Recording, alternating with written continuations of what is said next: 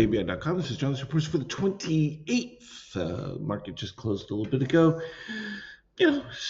Pretty decent upside action. Really was no objection to anything because nothing really is happening.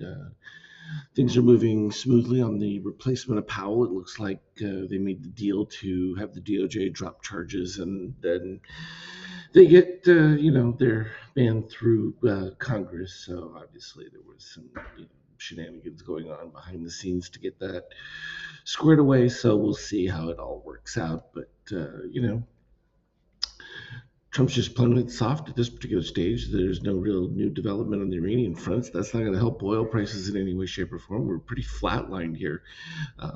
From a reading standpoint, there just isn't a whole lot of anything happening. You have magenta or yellow. This is where people get into a complacency, a lull. But that's the only thing to be vigilant for. The reality is, all you do is have to stop for the downside. That's pretty much it. And we're going to see it early on.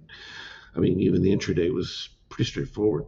So oil bid slightly, not a surprise there because the tension obviously exists and doesn't look like anyone's actively engaged in resolving the situation, which is kind of an interesting one because in Trump's view, he really doesn't seem to care that the strait is closed and that there's a blockade. He thinks that it's harming the Iranians, but he also knows that it's harming China and it's harming the Europeans. Is that a bad thing in his mind? Absolutely not. But the domestic inflation aspect of it is going to be a problem. The euro obviously started strong, faded a little bit, but it's going to continue to do well. Everyone thinks that war's coming to Europe soon, so no activity from gold. Bitcoin sold off just a fraction. Not really any excitement there again.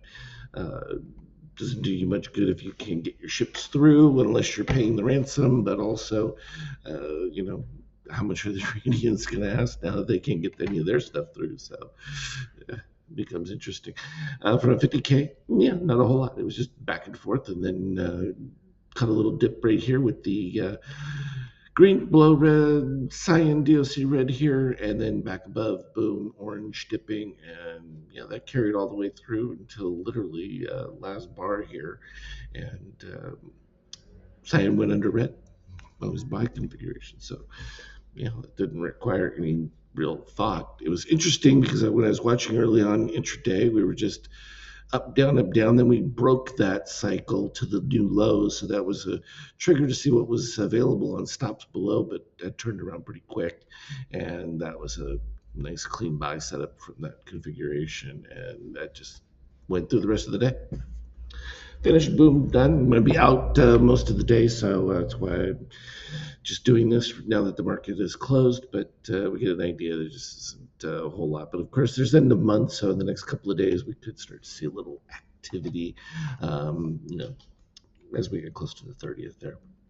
We'll keep an eye out for it, but pretty benign so far from a reading standpoint.